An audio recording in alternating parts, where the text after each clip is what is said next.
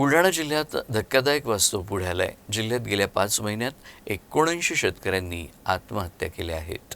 विदर्भात अजूनही शेतकरी आत्महत्या थांबण्याचं नाव नाहीये। यामध्ये बुलढाणा जिल्ह्यात 1 जानेवारी ते 25 मे 2024 या 5 महिन्यांच्या कालावधीत 79 शेतकऱ्यांनी मृत्यूला कवटाळल्याची धक्कादायक आकडेवारी समोर आली आहे। यामध्ये मार्च महिन्यात सर्वाधिक 24 शेतकऱ्यांनी आपली जीवनयात्रा संपवली आहे।